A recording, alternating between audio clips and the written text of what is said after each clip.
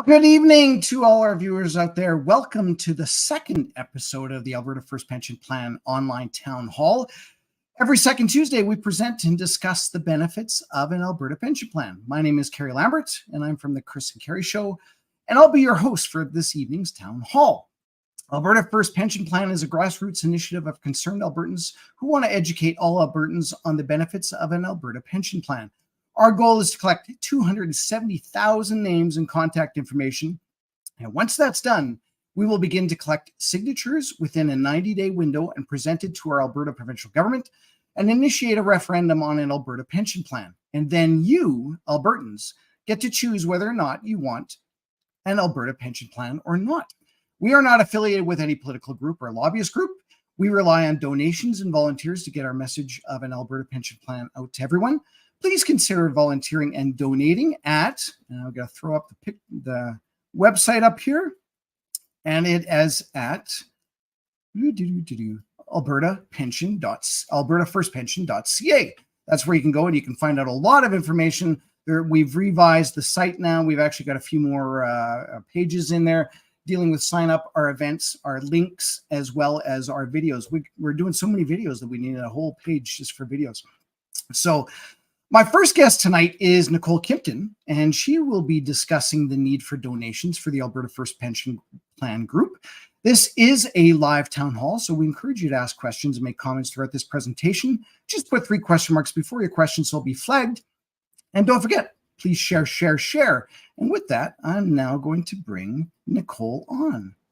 Hello, Nicole. Hi, how are you? I'm doing wonderful. That's awesome. And I'm kind of sweaty. It's a hot day today. It's beautiful. It's summer. It's finally summer in Alberta for a week. Yeah. Well, it's Stampede, right? The only thing that it's got to be hot. Days is the thunderstorms. I know thunderstorms at 4:00. That has not happened. So, for our viewers who may or may not know who you are, do you want to maybe just briefly tell us who you are and how you got involved with the Alberta First Pension? Mm-hmm. Yeah, absolutely. So I started with the Alberta First Pension. My name is Nicole Kimpton. I was a stay-at-home mom for a number of years, worked as a nurse before that, and then decided that I needed to stay home with my babies. And then this opportunity kind of came up because we'd started hearing about the possibility of an Alberta First Pension Plan, but nobody really discussed what it meant or what we could do with it or anything like that. Yep, that's true. We just started a group, Mitch Sylvester and I, and we kind of went on, Vicky and yourself, and we decided that we needed to get together and actually give people information about a pension and what that could mean for us to bring it back home to Alberta.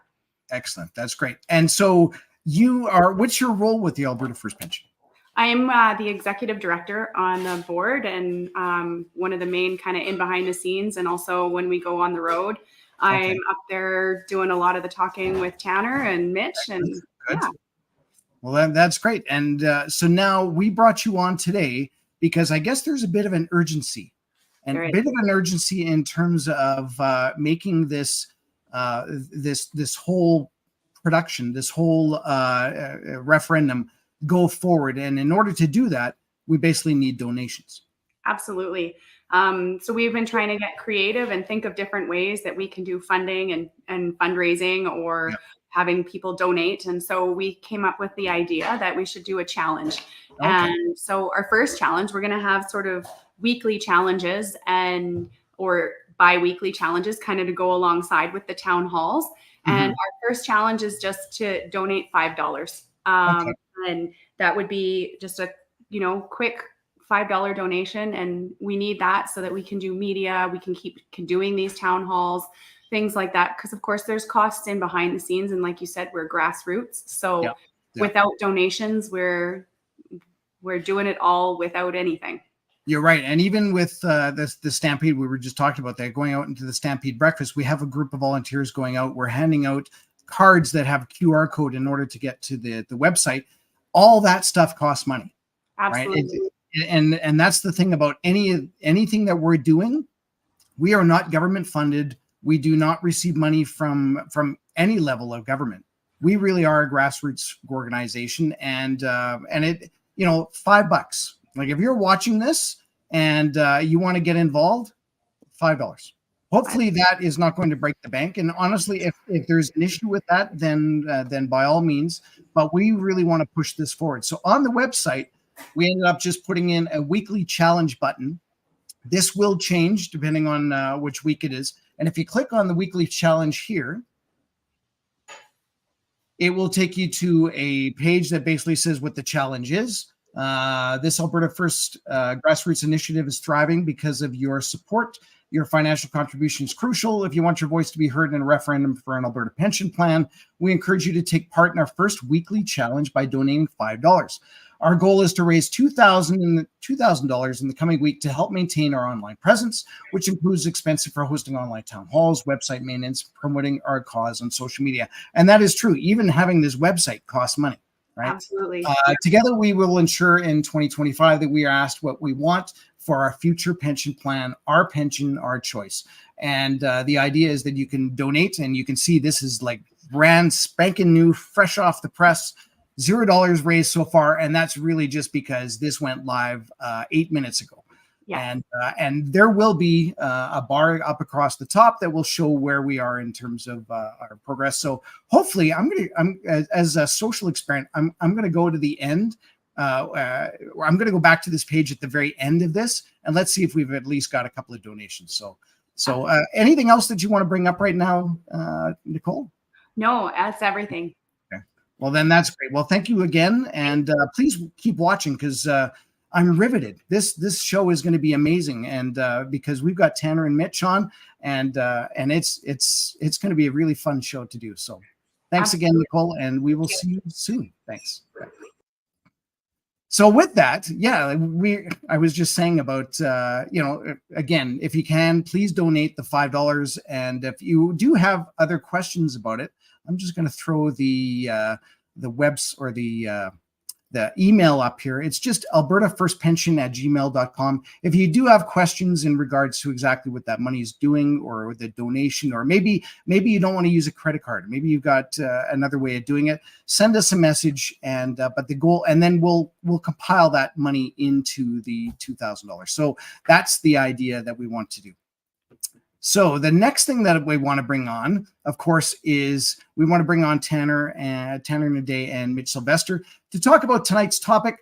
Tonight's topic is, are the Lifeworks report numbers fake? And if you don't know what I just said in terms of what is Lifeworks, what's the report, what are the numbers, we're going to be talking about that too. And we're going to be showing a video that's done. It's a CBC report. It was done in November of 2023. And it's a segment from Andrew Chang, and it's called About That. And it's an interesting watch, and you'll get to see where your CBC money is going too. So I want to at least do a little bit of rub on that. So with that, I'm going to bring on Tanner and Mitch. Hello, gentlemen. Hey. Hi. How are you? I'm doing quite well, and I just finished saying that I was quite toasty here. It's finally summer in Alberta, and I love it. It's true. My plan was eventually to move to the Caribbean, but if it stayed like this for a lot longer, I'd be here in Alberta. The Caribbean has moved to you, it seems like. Yes, it's true. That's today. So that's great. So I'm going to just I'm going to let Mitch talk for a minute, just in terms of where we are in terms of the Alberta First Pension. Then I want to start this video, and I want to just kind of go through it and dissect it, because Tanner and I talked about this earlier. And there's a lot of videos out there. There's a lot of misinformation out there in terms of, or skewed information even. They do take some numbers, but they don't actually digest them and spit them back out the way that they should be. And we want to be able to go in through that. And of course, educate our viewers in terms of what needs, whether or not they are on side in order for us to continue with an Alberta pension plan. I know what my point of view is, and I know what you guys are, but in the end, it's going to end up being what Albertans and our viewers are interested in. We did have a question. Before I jump into that, though, I wanted to make this a little bit live here. Somebody said, Darlene asked, I hope registering for the town hall doesn't mean I'm putting my name forward. No, it doesn't. All it is you're just watching this. You can decide whether or not you want to put your name forward in terms of a sign up. But here's the thing, the important thing, and Mitch will agree with me on this one. this is not about saying yes immediately. What we want to do is we want to get a list of names and contact information so that we have a group of people that are able to put this towards a referendum. You may be against it or you may be for it. Ideally, we want you to be for it, but we want your voice heard, and we need 270,000 voices in order to get that going, right? So with that, I hope that makes sense to you, Darlene. So Mitch, did you want to maybe talk a little bit about where we are or what we're doing in terms of the Alberta First Pension? Yeah, certainly. You know what? Where we are is actually we've done a lot of town halls probably between 60 and 75 of them. I don't know how many we've done. I've done 50 plus myself. So what we're seeing a very clear path. People absolutely, once they understand what's going on, think this is a very good deal. There's no question in my mind or our minds that this is a very good deal for Alberta. Our biggest problem is getting this in front of enough people. Once we get it in front of people, they all understand that this is good for Alberta and it's good for Albertans. We had actually an interesting event happen to us at the breakfast. Kerry and I were actually standing in line, and there was one lone protester there, and he had a sign saying, "Keep your hands off our pension." And we found that was pretty interesting, but the security guards kind of got him and they stood him right beside us. And my question to him was, do you think that the pension is better off with those people that are actually in Ottawa, those criminals over there, which are actually stealing our money right in front of us, and ethics violation after ethics violation after ethics violation? We're not making that up. So half of the problem is, wouldn't we be better off to keep our money here, or we could keep a better eye on it? And we absolutely could. So where are we with the Alberta First Pension? We have a lot of signatures already. A lot of people we're seeing much interest from CA boards, from government people. We see the opportunity for Albertans to earn much more pension money and for it to be a benefit to the government of Alberta. An asset of the size that we're talking about, the $335 billion asset, makes Alberta a richer place, makes Alberta a much better, if you have funding, you have options. And the other thing it does is it takes that money away from people that are consciously and continually attacking our province. And I think that that's important. I think decentralizing government right now, with what we're seeing, should be a goal for all of us. So actually, I think that's pretty much where we're at. We're continuing to do what we do. We spent 3 days at the Stampede. We booked a bunch more meetings. So you know what? Away we go. We're just going to continue to do it until we succeed, and we will. We will definitely succeed. That's great. These, just so our viewers do know, this is a series that we're doing on the pension plan, and I think it's important to actually, as much as this is a live webinar, you can ask questions, but eventually this series will be done. We're going to try and do 6, 8, 12 episodes, whatever it takes in order to kind of exhaust the questions, and then we really hope that people will go back and rewatch all these. And hopefully it'll fit all the pieces in the puzzle for you, and it should answer 95 to 99% of the questions for sure. And so that's our goal with these webinars. And again, the idea behind the webinars is it's summer, people are busy, and it's just difficult to get people into a room, especially a hot room in a community hall right now. And so if we are able to do this and watch whenever you can, then that is the goal of these. So with that, I think, are you okay with me just starting this video, Tanner? Giver, absolutely. So we want to keep these videos or our town halls to about an hour, maybe an hour and 15 minutes. We're already 15 minutes in, and we really haven't had a big conversation yet. So what I want to do is I want to show this video again. It's from a CBC report done in November 2023. And it's a segment called About That with Andrew Chang. That segment is about 12 minutes long. There's a lot of funny little redundancies in which we'll probably talk a little bit more about it as the video goes on. But let's just jump into this and we'll just listen, and then we'll stop it. And whenever Mitch or Tanner wants to stop something, or I'll stop it, and we'll just make some comments on it. So let's get this rolling. Who would have thought math could be so controversial or delicious? If this pizza is the totality of Canada's pension plan assets, and Alberta comes along and says, we want out, we're taking what's ours and leaving, the amount of pizza that would be left for the whole rest of Canada would be about this much. And I say about because it's actually a little less. The Alberta government would take about half the pizza and a little bit of that slice, about 53% of the CPP's assets. And I can tell you right now, they're not 53% of the population. So how did they arrive at this number? And in the second half of this explainer, does that number make sense? We've got a formula. I'm just going to stop that for a second. So we wasted a minute describing what 53% is for the population out there that don't know basic math. So I'm not really happy with the way the video started, but I wanted to show you that that's basically what the funding is the government is spending your money on. And chances are, in Andrew's defense, he was probably given a 12-minute segment and he probably needed some filler. So that's probably what he ended up doing. So I'm gonna continue on with this because this part is actually pretty good, because this is the statement from Danielle Smith For how we would be able to do the transfer of assets. So this is just a very factual report.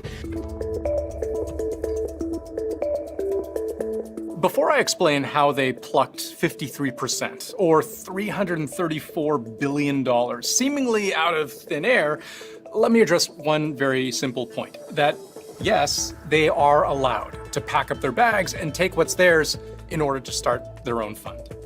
So basically, the CPP Act was formed in 1965, and it articulated that the provinces, when they came together to form the CPP, they did have the options to leave it. That is Bonnie Jean McDonald, by the way. She's an actuary who has spent her entire career studying aging, finances, and pensions. and another 15 seconds explaining what an actuary is. So I'm sorry if I'm coming off a little harsh on this, but I really just wanted to get to the meat and potatoes of this interview. And she will be back. So yeah, this is all laid out in the Canada Pension Plan Act, which, yes, I have spent hours of my life staring at so that I can take you exactly to the spot that matters. Section 113, which details exactly how a province determines what's theirs when leaving the CPP to start their own pension fund, which, by the way, has never been done before. Quebec has its own pension plan, yes, but that's because it never joined the CPP in the first place. The idea of Alberta leaving, totally uncharted territory. So we can stop there, Kerry, for a minute. Yeah, let's have a comment. I was going to say it's so typical for all of these commentators and all of these pseudo bureaucrats to try and insinuate in our minds that something shouldn't be attempted because it's never been attempted before. That just irritates me. Like that just drives me up a wall. It's like these commentators go, well, we've lived in this status quo, in this case, since the 60s. So why leave it? It's like, why advance anywhere, I guess. You know what's funny is that these same, again, pseudo bureaucrats who talk about keeping things exactly the way that they are at the same time also progressives. Like they want to completely radically transform Canada into something that it's not supposed to be. Same with Alberta. Well, at the same moment, they go, oh, but by the way, don't change anything about, in this case, the CPP or other matters of economics. It's the weirdest paradox, unless, of course, your objective is not to see, in this case, Alberta flourish, which it's not. So everything he said so far is correct, right? Like we do have the legal right to leave the CPP. It's never happened before in a province, true. But the insinuation that therefore it's something stupid is nonsense. There's no argument at all. Yeah. Okay, well, let's continue then. If there's no other comments. Alberta commissioned a company called Lifeworks to chart those waters. First of all, by reading the CPP Act. And their interpretation, yes, Alberta gets money, and oh boy, does it ever get a lot of money. $334 billion of a pot that's around $530 billion today. So here's how that works according to this interpretation of the federal legislation. So for those that are watching, I ended up just posting the Lifeworks report in the comments, and unfortunately, it looks like on YouTube it was broken up to a couple of pieces. So I may end up just reposting that separately. But no matter what, I'm trying to do things live so that you can at least have that information as it's shown, and then I'll compile and put a big list of comments of any links that are needed. So. So here's the pot of gold totaling about $530 billion with a B dollars. To figure out what Alberta is entitled to, it's allowed to calculate two things. First of all of the money that Albertans have ever contributed to the pot. So whenever you get your paycheck, there are deductions, right? Last year, if you were employed, you paid a percentage of your pensionable earnings into the CPP, and your employer matched that. So if you take the sum total of what, let me use red here, if you take the sum total of what all Albertans have chipped in, working Albertans, since 1966, when we all basically started contributing, that's a big chunk of money, about $163 billion over about half a century, and they want it back. But what's more, for 50 plus years, that money wasn't just sitting between some couch cushions, right? That money was making money, being invested. And so, according to the Lifeworks study, Albertans should get those profits back too. All of those years of compound interest on $163 billion, Alberta is owed all of that. Now, of course, Albertans were also paid out benefits, right, over these years. So they would have been drawing from the CPP, actual pension dollars that would have to go back into the pot, deducted from what they paid in. But at the end of the day, this is how you arrive at Alberta's supposed take-home share of $334 billion. All of the money that they put in, plus all... Stop that there. Stop that there. So the formula is clear. He understands that the formula is clear. I understand the formula is clear. This is a very, very important point here. The formula is clear. It wasn't designed by Alberta. They made the deal going in. Ontario was the people that wanted to make this deal because they were the big player at the time and they didn't want to get screwed and decide to leave. The number is very clear. The number is $334 billion. That's not Alberta. They didn't put that in. The Lifeworks report was done by people that actually studied this number, did not want to release this number because this is a very big number and it's a lot of money. It's not Alberta's fault that that's the formula. However, because that is the formula, that's what Alberta is owed. So it should be very, very clear that that number is real. That number is the absolute number that they have to come out with. They'll have to break the law or break the contract to change that number. So that's what I want everybody to understand. That number is a clear number. There's no, as far as we're concerned, we're not seeing much dispute. The federal government has been late again on providing this number because they also understand that that's the correct number. Mm-hmm. So just moving forward from that, that number is the real number. So people from Alberta should understand that that is due to us, should we choose to go get it. And that's the okay. Right. Tanner, do you have any comments on that? You know, can you switch between tabs, Kerry, easily or no? If not, that's okay. But if you can, yes, and theory. What do you want? Well, I actually put in the chat just a link to that actual section 113. Okay. That he's talking about. Okay.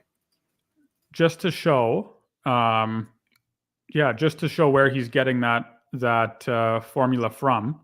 Because Mitch is right. It's a clear formula. Everyone agrees that this is the formula. If you scroll down, Kerry, to section 2, it says amount to be paid to the government of province. There it is. Yep, there it is. So this is where the CBC pulls that calculation from, and it's accurate. So we have, when a province wants to leave the CPP, it is owed a certain sum of money from the CPP. How do we determine how much the province is owed? Well, you, in section A, take the total amount of all contributions credited to the CPP account from that province, and you add it to the part in section B of the net investment return of the investment board and all interest credited to or accrued to the credit of the Canada Pension Plan account and the additional pension plan account that is derived from the contributions referred to in paragraph A. Now that word derived is causing a bit of, what would you call it? A little bit of kerfluffa, where you have different governments arguing about what that word derived means. Even different economists are arguing about that word derived and when the CPP started investing and so on. But nevertheless, you add those two things together and then you subtract the amounts paid, this is in section C, as or on accounts of benefits. So how much has Alberta been paid, and then minus some administrative costs. So the formula is relatively easy. The wording in the formula is sloppy, and that's typical of government. If you want to go back to the video, that's perfect. It's typical of government because, well, as Mitch mentioned, it at least gives them a bit of an opening to try and maneuver around giving Alberta what it seems Alberta is owed. You see, you know it, and I know, and everyone knows that lawyers will battle this out and say, well, this word means this and that word means that. And the federal government, should Alberta leave the Canadian Pension Plan, will work its hardest to see that we get as little as possible, trying to manipulate that language. So it just goes to show that when you have your own Alberta Pension Plan, you have to make the wording so precise so that there isn't room for liberal interpretation when push comes to shove. Okay, I'm going to go back to the video, and they do make a reference to if Alberta takes their chunk that's owed, and let's hypothetically say Ontario decides to do the same thing. When you add those two numbers together, they get over 100%, and we'll talk a little bit more about that when that shows up. That money made being invested, less whatever they've pulled out in benefits. So the way that the CPP Act interprets the asset transfer is that they basically take the contributions that people have made, they add on the investment return, and then they also take off any money that's gone out. So that all sounds pretty logical, right? Alberta gets out what it put in, and because Albertans on average earn more, they have a pretty young population, lots of contributing workers, not as many collecting seniors, it makes sense that they get a larger share. Or does it? So the Lifeworks just didn't have the data to basically do this calculation thoroughly. So there are a couple of red flags that tell actuaries like Bonnie Jean that something is off here. Because consider this, if both Alberta and Ontario, let's say, left the pension plan and took what's owed to them using this methodology, there would literally be nothing left in the CPP. Both Alberta and Ontario are net contributors. So them taking their share leaves the rest of the country with $0, which doesn't seem right. And apparently, if you do the math for every province pulling out of the CPP and taking what's rightfully theirs, you end up needing something like 900% of what's actually in the fund today. So let's find the disconnect, starting with the idea that Alberta is entitled to all the money its money made. Some of them. Did you want to make any comment about that yet, Tanner? Yeah, it's nonsense. Like, this is like, I don't like what the formula is the formula. Like, and if the government screwed that up when they drafted the legislation, when they drafted the act, that's on them. Like, the formula is clear. And that's exactly what I would have said, is that so when they came up with this formula back in 1965, you know, the first pensioners withdrew in 1966, and we've had the discussion already that this is really a pay-as-you-go plan, right? If $1 billion goes into the plan, chances are almost $1 billion goes out to the pensioners that need it right now, and there's only a small portion that's actually invested. But again, Alberta puts in, and we're younger. We may not have as putting more money in because of higher wages. We may not have the older population that's withdrawing. So in other words, maybe Atlantic Canada or other provinces are taking out the portion that we would be, right? Yes. They're also missing one thing there. Yes. As far as I'm concerned, the most important part of that formula is the fact that we work more hours. Mm-hmm. Not only are we richer and younger, but we work more hours. So therefore, we have a larger chunk of the pie. The idea is, so if Albertans are working more hours, then other people in Canada are not working as many hours. So therefore, we would contribute more money. The fact that we contribute more money is because we work more hours, because we're not holidaying and we're not sitting around not working. So factor that in and see if that's fair. You know, I mean, in Alberta, we don't go on seasonal EI. We don't do any of that kind of stuff. So we tend to work more than 40 hours a week here. I mean, we have a lot of our population leave home, go live in camps, earn large amounts of money. But the price for that is they're gone away from home, and all that factors in. Everybody in the country has that option. They can come down here and work more hours and be away from home for long periods of time. And they'll see that the reason that those people get paid more money is because they're not home. And that's one of the big reasons why we over-contribute or contribute more, because that's what it takes to get the job done. You have to pay these people more money, and they have to work hours while they're there. Well, Tanner, I was going to ask you the question, is that true that not only do we work more, but do we actually contribute more? Like, what is the average contribution per year that someone contributes? And on average, does Alberta contribute more than that? Right. Well, so as far as what percentage of your paycheck does the CPP take? That's the same in Alberta as it is in Saskatchewan and PEI and Ontario, right? It's 5.95% of your paycheck, and then of course your employer matches that up to a certain amount of income. So that's the same. But yeah, like Mitch mentioned, because we work more and because we make more money on the average, and because we're a more work more, make more money, and earn more, or excuse me, work more, make more money, and work longer hours and so on, and we're younger, we do contribute on the average more than other provinces do per capita. Absolutely.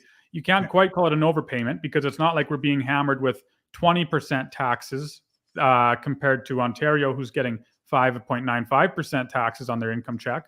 It's just that because of our demographics, we're contributing more.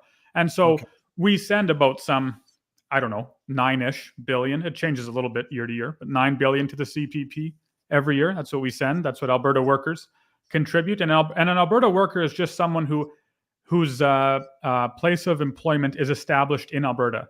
So you can be from New Brunswick, and yet you're working here in Fort McMurray, right up in the Sands. You'd be counted as an Alberta worker because your employer is established in Alberta, even though you individually live in New Brunswick or Newfoundland or wherever it might be. You are counted as an Alberta worker in that instance. So anyway, nevertheless, that I'm confused that he would put that on the video would put air quotes around the term what Alberta's owed, as if we're not owed something. Like, no one's disagreeing that we're owed money. We're absolutely owed money. I think everyone's noticed a shift in the rhetoric though lately, from pension plan. The CPP is a pension plan to the CPP is a social insurance plan. I've heard that more and more, and that seems to be more and more common. And the reason for that's pretty clear, right? Which is, when you pay into insurance, you don't expect to get any of that insurance back if you don't use it. You know, it's not like I can go to my car insurance and say, well, I didn't use my insurance this year, so I want my X number of $1,000 back, kind of thing. So by changing the rhetoric around the CPP from a pension plan to a social insurance plan, I have no doubt they're trying to make it seem like Alberta's owed nothing, but we're certainly owed money. Absolutely. Yeah. Okay. Well, let's continue on with the video then. Money was actually not even invested. It was some of that money actually went to pay pensions in other provinces. So the problem with just assuming that everything Albertans have ever contributed has just been earning investment returns for the last 50 plus years is that it's just not true.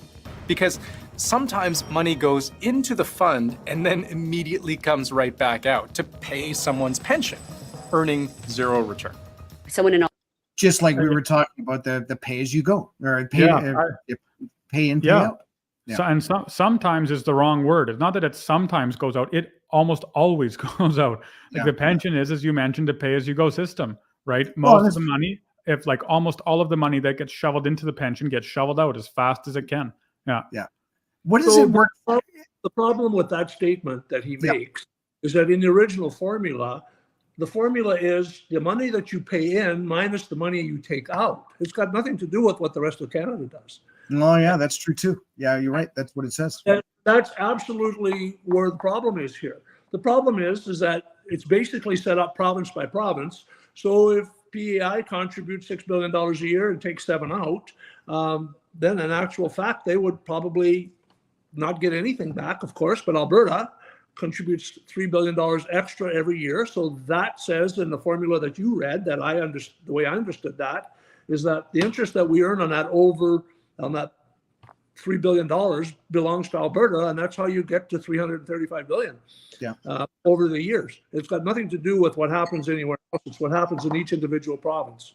Yeah, I think that's important to know. Like I said, is that correct? Am I mistaken there?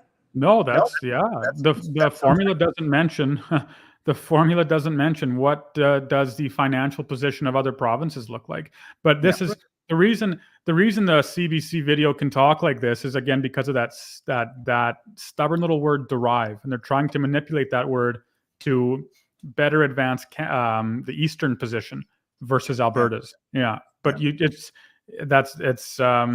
begin to run into logical absurdity when you try and manipulate numbers that much. Well, and if this was a legit, well, it is legit, but if it was a business dealing with another business, and that was what was written in the contract, if you walk away from that contract, you'll get sued. There's an issue that's going to happen. And essentially that contract was written up 1965, probably not really thinking too much ahead of what was happening in 10 or 20 years, but that's neither here nor there. That's what it was written as. In our talks, I use the expression, it's like a prenuptial agreement. Yeah, it's very clear. It's absolutely the way it is, and unfortunately for other parts of the country, that is the way it is, and it would be fortunate for Alberta. And we already make extensive transfer payments. Like, it's not as if Alberta doesn't pay. They don't use Alberta money to do other things. The EI is an example. We pay way more EI than we collect, and that seems to stay in general revenue. So, and we contribute another $16 billion a year from the tax base towards the rest of the country. Alberta does its share in supporting the rest of Canada already. Yeah. This is a small part of that. So there are some good comments that Andrew makes in this, and I want to get to those too, because they are worth a good discussion too. So let's try and continue on this. Alberta may put in $1, and if you said, okay, that $1 got investment returns over 50 years, but when in fact that $1, half of it was used to pay for a pension over in Nova Scotia, that's why the investment return formula doesn't really work here. The Lifeworks study actually has this chart showing the nominal rates of return on all of Alberta's share of contributions over the years. So, of course, if you add that up, you end up with a huge number, when, according to experts in the field, the actual calculation that you need to do is so much more nuanced than that. You have to track where dollars are actually going, what's being invested, what's being paid out, as opposed to just making these huge sweeping assumptions that every dollar in somehow earns compound interest for 50 years. Just the formula itself it's not the way pension actuaries usually treat this topic. So that's the first problem. Problem number 2 isn't about bad math, it's about bad data. The second problem stems from an admission Lifeworks actually includes in its own study. They say the benefits being drawn out of the CPP to pay Albertans, that probably only counts people who actually retire in Alberta, which means it's not counting all of those people who move to Alberta for work and become pensioners elsewhere. If I was coming from Halifax and working in Fort Murray, it would look like in the data that they had that I was contributing in Alberta, when in fact I'm really a Nova Scotia resident. And this happens a lot, as evidenced by Alberta's demographics. Lots of people come to the province to work. Think of every boom-bust cycle the province has ever lived through, but then they retire next door in BC, or they go back home out east. All of those out-of-province pensioners spent their most productive years contributing to the CPP under Team Alberta. So, of course, Alberta's numbers look good. Then, when it comes time to pull that money back, I'm not sure if we want to address some of the issues with that, because it looks like what they're trying to do is basically say that if you're, no matter where you are in Canada, the money is basically being done as a CPP. We're not really counting it as money in Alberta. And when you do retire and you leave Alberta, you would basically be still collecting CPP. Now, the conversations that I've had with many people are, let's just assume every province has their own pension plan, because that might be the easiest way to think about this, right? I moved from Manitoba, I moved to Alberta, but while I was in Manitoba, I'm contributing to a Manitoba pension plan. Then I moved to Alberta, now I'm contributing to an Alberta pension plan. Then I moved to Ontario and I retire in Ontario. And now I'm collecting. Where am I collecting from? From Manitoba and from Alberta. So essentially, I would be receiving 2 checks. There is a lot of administration costs that deal with that. But essentially, I would still be getting 2 checks. Just like if it was a CPP, or if I was working in Montreal for a number of years, then moved to Alberta, I would have a CPP, a QPP, and probably an APP. Is that a fair assumption? Yeah, it is. Like I'm so confused by this video in these last few minutes, because what I've heard from both of these individuals is that really the law doesn't apply. Like what I'm hearing is that the CPP formula doesn't apply in this situation. The data is bad, the mathematics are bad, and so it's basically useless. So what's the point of having the law? Like if we have all of these rules for how a province is supposed to leave the Canadian pension plan, but then when it comes time for a province to do so, we say, well, actually your mathematics are wrong. The formula doesn't really work in this situation. And all your numbers that you've provided, even though it's done by an independent financial company and so on and so on, all of those numbers actually don't work because of migration issues and immigration issues and portability and so on all across the country. It's like, well, what's the formula then? Like we've been given the right and the legal right to leave the pension if we want. It's been laid out, or there is a roadmap that tells us how to do so. But then when we try to use that roadmap, CBC and so on says, no, actually you can't do so. So it's like, what are we supposed to do?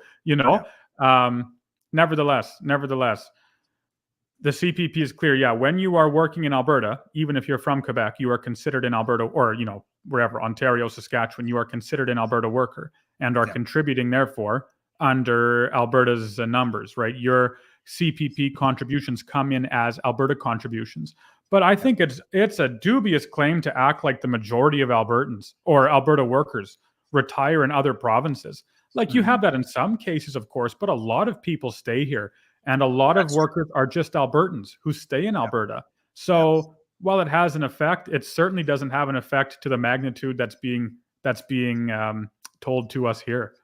Yeah, that's true. Okay, well, let's continue on here. All of those out-of-province pensioners spent their most productive years contributing to the CPP under Team Alberta. So, of course, Alberta's numbers look good. Then, when it comes time to pull that money back out as a pension, Lifeworks says it just doesn't know how much of that to trace back to Alberta being a drain on the CPP. Lifeworks notes additional refinements may be needed for an actual final calculation to reflect the payments to individuals who migrated to or from Alberta following retirement or who had a period of employment in Alberta.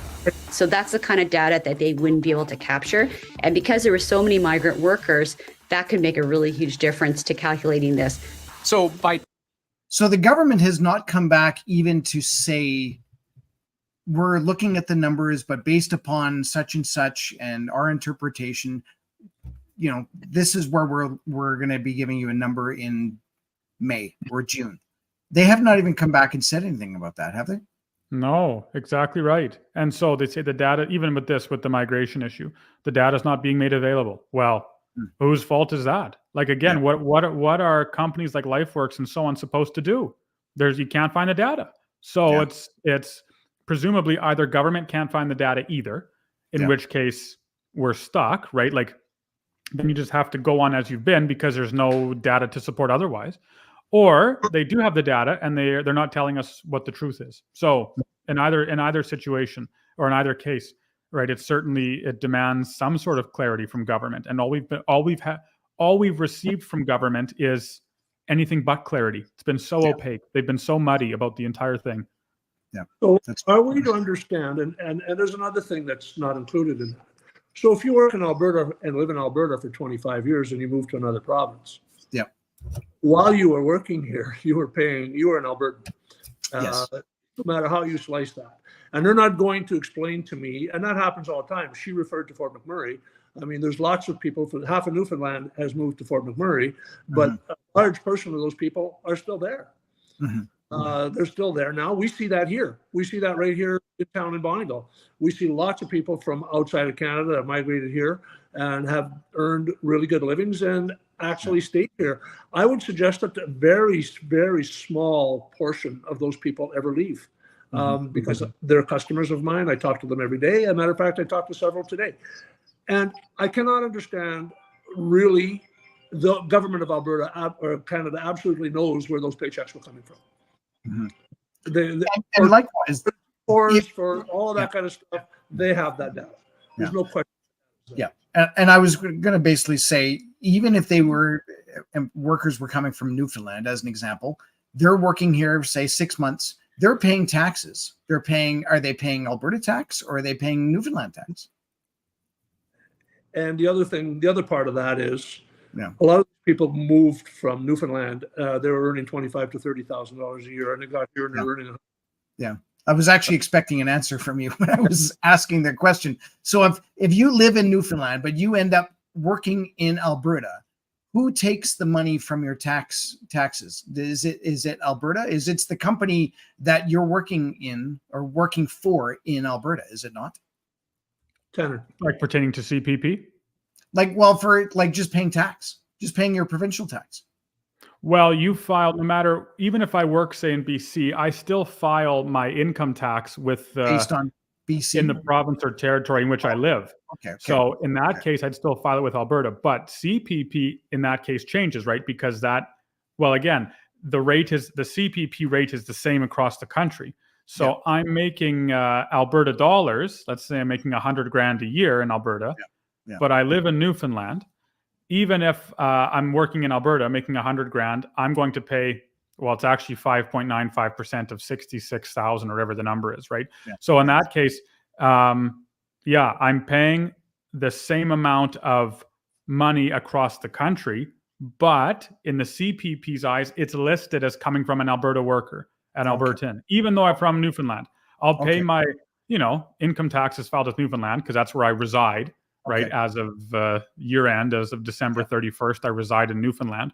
I come to work in Alberta for a couple of months, but nevertheless, my tax is still there. So that's how that works. Yeah. Okay. That's good to know. Yeah. Okay. Let's continue on. Alberta's contributions, but grossly understating its liabilities. Critics wonder, how can any of this be fair? Which brings us to the third and final problem. Now, this final point, I think, is so important, I don't want to muck it up. I just kind of want to let Bonnie Jean explain the whole thing, because she does it better than I could. So the third issue is really around the fairness of this. So again, when you go and buy car insurance, you don't know if you're going to be a winner or a loser because you don't know if you're actually going to get into a car accident.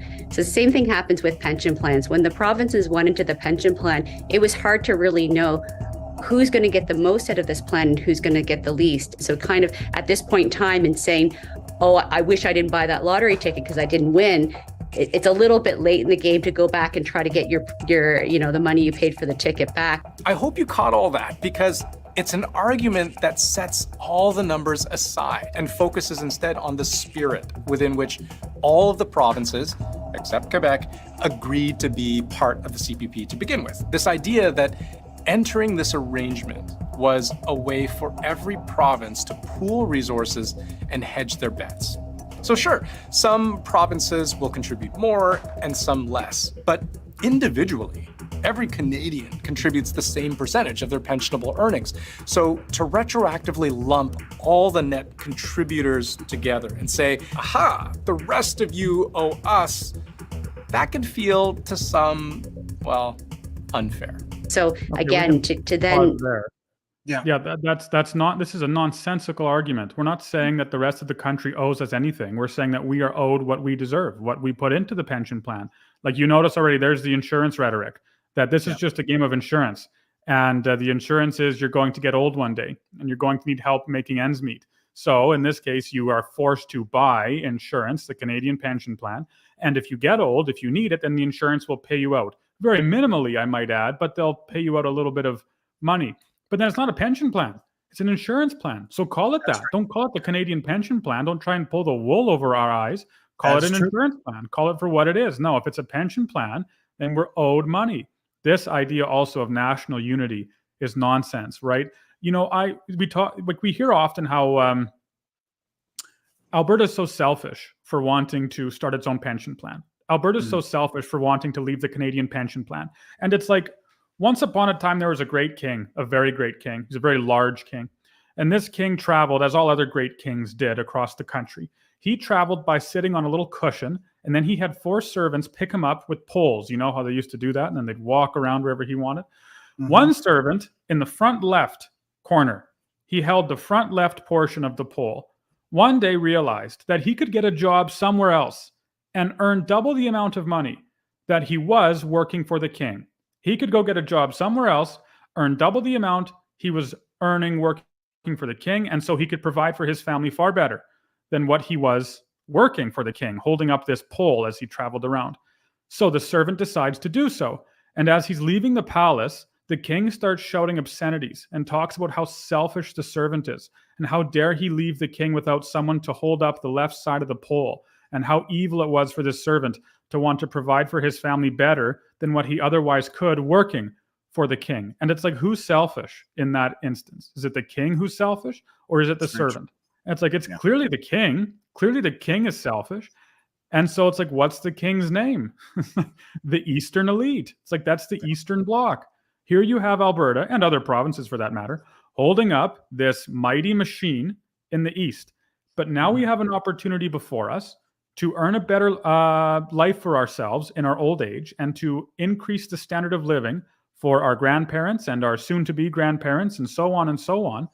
And so it's not selfish for us to want to do so. It is selfish for everyone else, like the CBC here, to tell us that's selfish of you to do. It's like, no, actually it's selfish for you to demand that we stay so that we can keep this crumbling structure kind of together. And even then, it looks terrible. So I completely reject that argument. I think it's garbage. It's a bad argument. Bad argument. Okay, well, let's continue on here. To go into a social contract and then later to say, oh no, I didn't get as much as you did. Retroactively, let's change things. That's the part that kind of I think bothers the experts. So that's where we. Social contract. Contract is the key word there. Yeah. So the whole thing is that they're. Whoops. Yeah. She actually identifies it, that it is a contract. Yeah. And as per the terms of the contract, they owe us $335 billion. That's the contract. Yeah.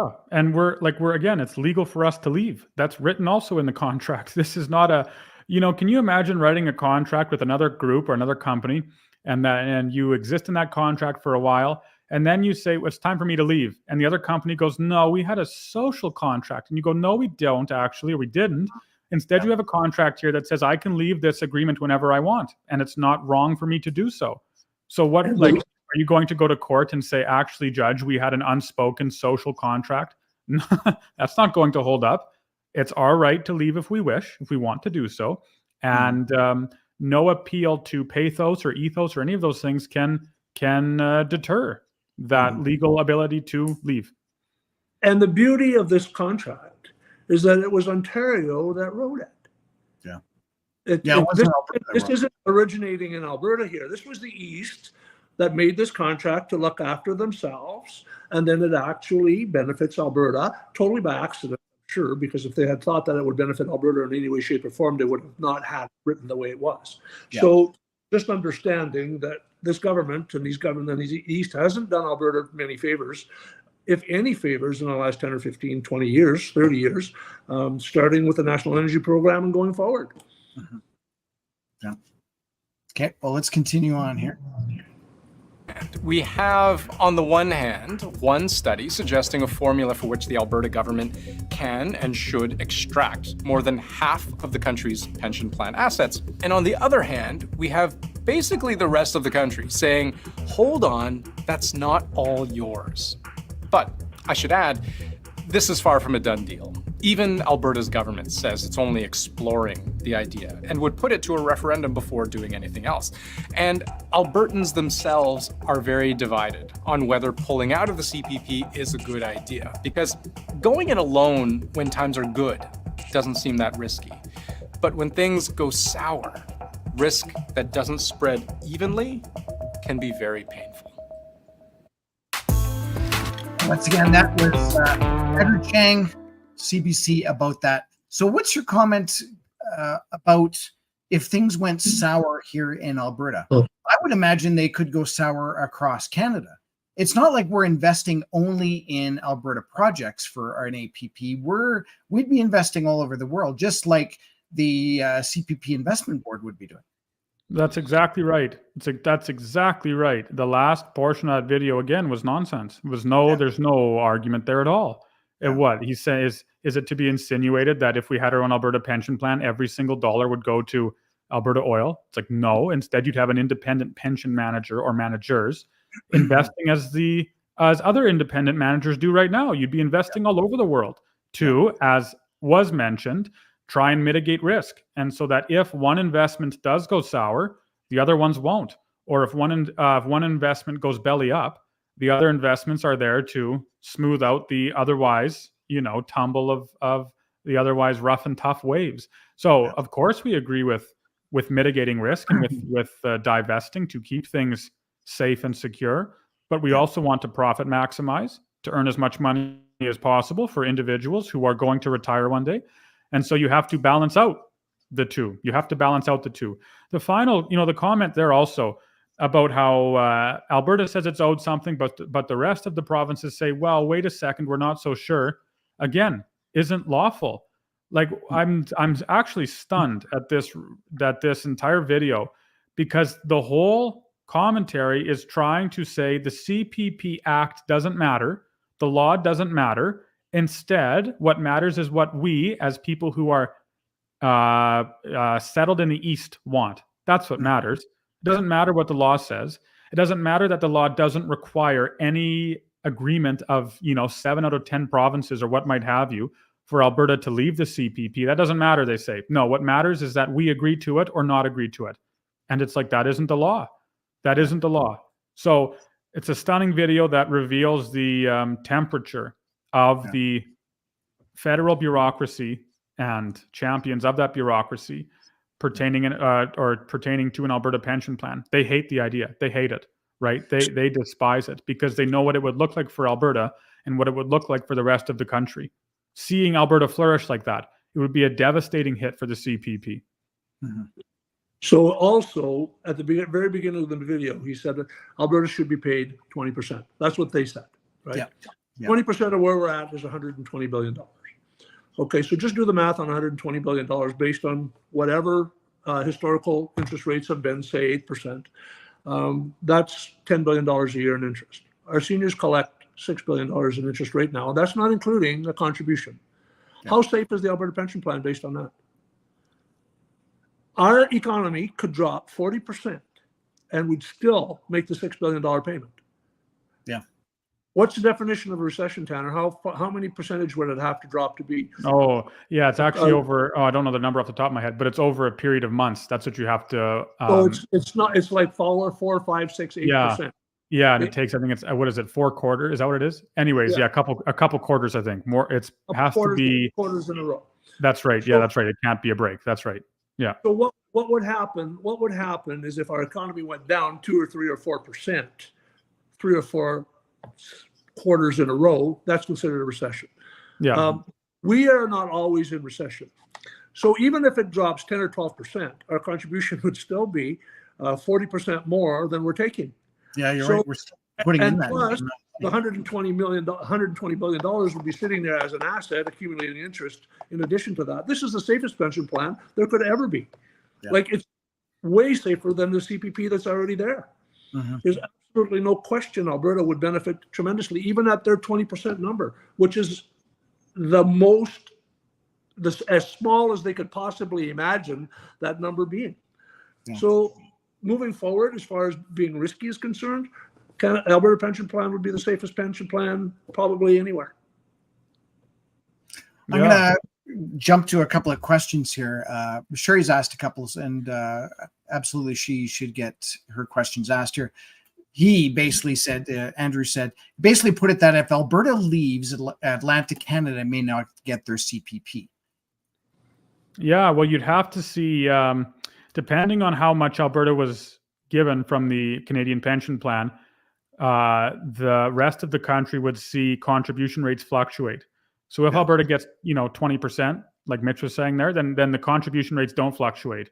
The CPP wouldn't be as stable, obviously, as it is right now, or as secure, but the contribution rates wouldn't change. There is a cushion built into the CPP so that if there is, in this case, a disaster, Alberta leaving, it can absorb the shock of that disaster. If instead Alberta does receive its $330-some billion, then the contribution rates would have to change in the CPP for CPP contributors or those who are being taxed to keep it at a level of security that is tolerable for chief actuaries or the chief actuary and so on. But yeah, So right. He's So right. Is that actually the case? If they had a say we take $335 billion and they have, let's just for round numbers, say they had a $300 billion asset, they continue to contribute. That asset continues to would earn interest. Yeah. They'd have $24 billion in interest there. They may not have to touch that principal. I don't know what the numbers are for Atlantic Canada, but whatever they contribute, that fund would still earn interest, and they may not have to change anything at all. There's absolutely no reason why Atlantic Canada couldn't pull from the fund that's already there or use the interest that's already there to top up their CPP contributions or to their benefits. Yeah. No, and you're right. The number I get there is from Trevor Toom. I think Kerry actually did a video with it on him. But if you did decide to increase contribution rates by 1%, it would be to satisfy the current shock absorbing numbers and so on that are in the CPP right now. If you were found to be quote unquote a bit riskier, then you wouldn't have to change it presumably, or by not as much. But if you wanted to keep the same amount of stability as what security in the case of a disaster is what you have now, then you'd increase it a little bit. But either way, it's not the 20% increase kind of thing that we're hearing from other activists and so on. They make it sound like if Alberta left, the entire country with the CPP would immediately come crumbling down, which if it was the case, proves that the CPP is not as secure as they're telling us it is. Or if it's not the case, then those on the left are fear-mongering, which is the case. Well, and the question I'm going to ask could end up being another hour-long conversation. We're not going to do that, but just in a nutshell. So we are donating CPP, but isn't there also a CPP2? And what is that CPP2 for? Yeah, you have they call it a top-up now. So it used to be that you paid Canadian Pension Plan tax on all of your income up to a level of $66,500. It's somewhere right around there, and that was it. Once you reach that level of income and then started earning $70,000 and $80,000 kind of thing, you didn't pay CPP on that amount of income after that 66 or 68.5, whatever the number was. But that's changed now, right? Now the case is you pay that 5.95% of your income up to whatever it is, $68,000, and then your employer matches that. But then instead of being done, your contributions, now you have to pay an additional 4% of your income that is earned up to, $74,000 or right around there.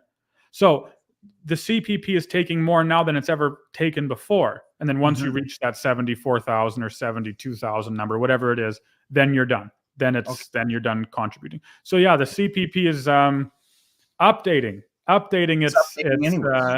its strategies and how much it's taking.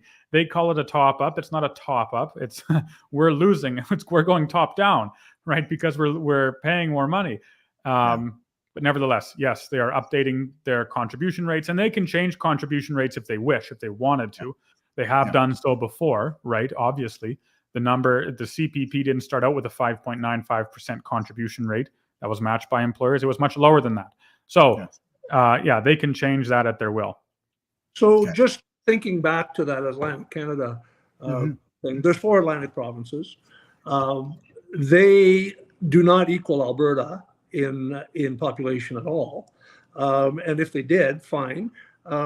The interest on the fund alone, never mind what their contribution is, would pay their entire pension fund based on the fact that Albertans get $6 billion a year in contributions to their seniors.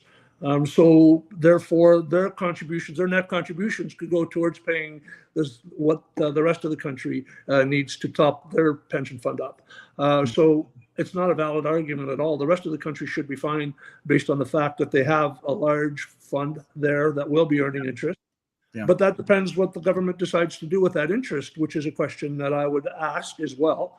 That would be very important. If the fund would actually use all the money that's there to pay the seniors, I can't understand why they would have to change the contribution rate for, well, at least for Atlantic Canada. Okay. Eileen asks, is Justin Trudeau including the CPP in the GDP? And then the second part is also, why do we need 8 satellite offices in other countries?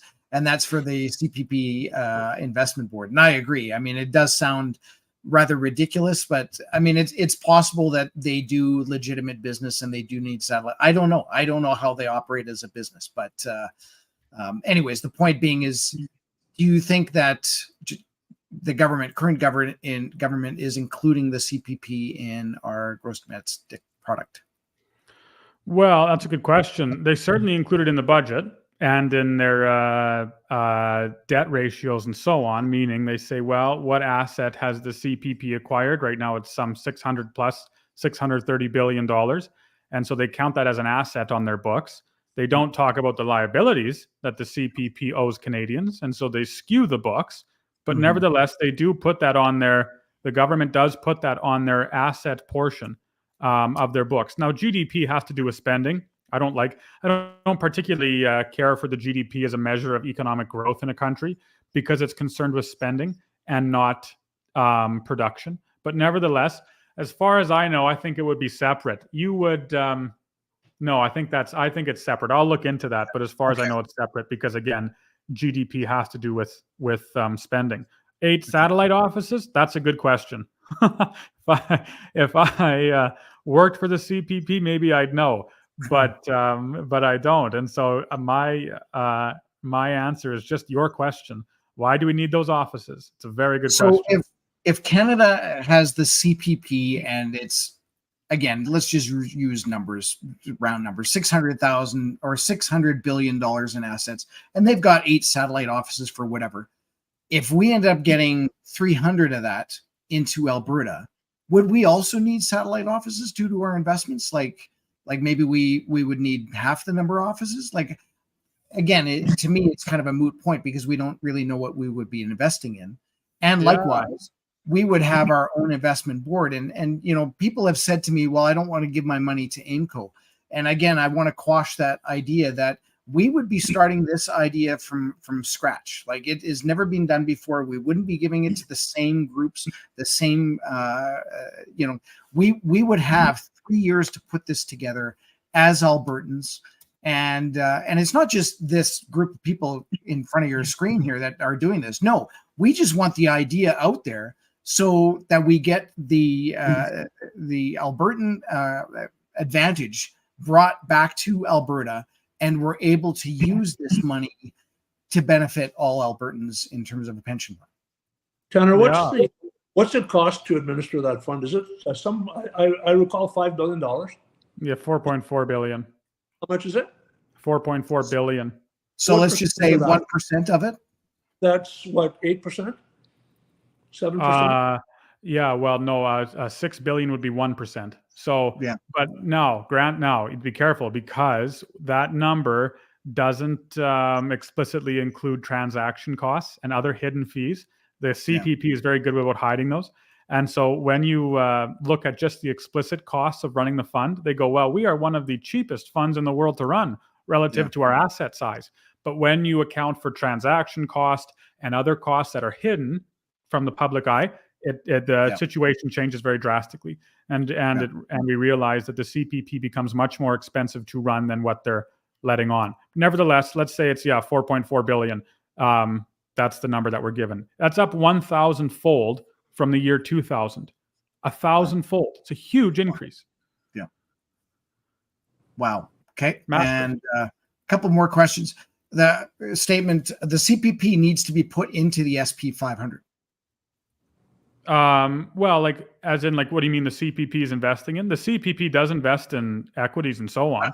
Like I that, would imagine you would have to. yeah. And back to that question about the CPP and GDP. The CPP invests money in Canada, then it would go towards GDP because it would be stimulating the economy. That's So that's true, maybe too. a more accurate answer to that first point. But nevertheless, yeah, it's the CPP is a massive. It's a massive pension fund. It's huge as far as asset numbers are concerned. Considering other pensions around the world, the CPP is definitely one of the larger ones. Absolutely.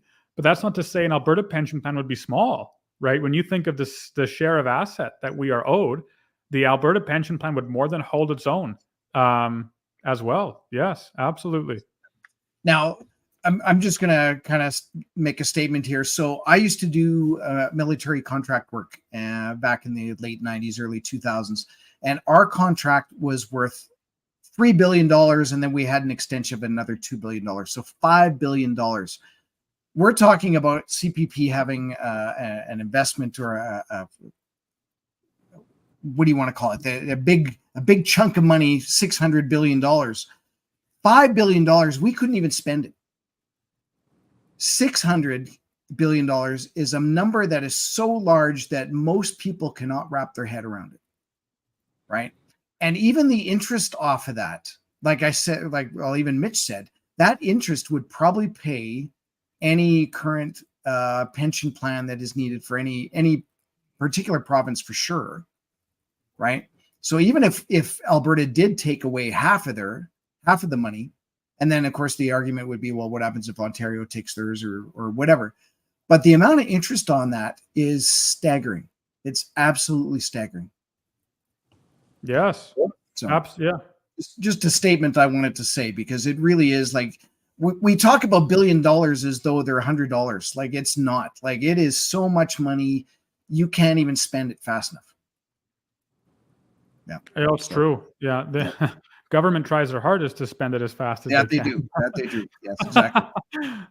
I'm going to do one more, Sherry. And if, again, we'll wrap this up. If anybody does have any last minute questions, please put them in. Probably don't even have to put the 3 question marks because I can probably find it.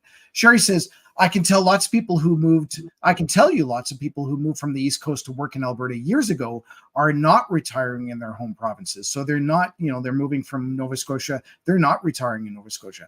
Myself and my husband just built our retirement home in Alberta, and we have family doing the same.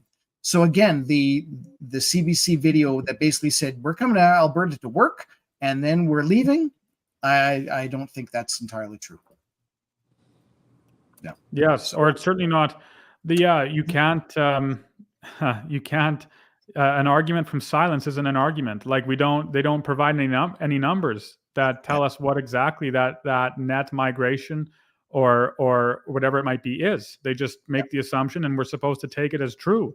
And it's like, well, what are the numbers? Tell us if you're going to make that statement. Yeah. So any last minute comments about anything we've talked about tonight? Again, we've got more of these episodes. We're going to be covering a lot of different topics, and hopefully we'll touch on the topic that you're most concerned about as a viewer. But any last mentions or last words for this episode? Not from me. Self-explanatory. Nope. Self-explanatory. I like. Well, that's excellent. Well, thanks again, Mitch and Tanner, and of course Nicole, who's still watching. I know she is. Thanks again for showing up on a Wednesday. I know or a Tuesday. It's summer. The nice thing about doing these webinars is people can go back and look at them.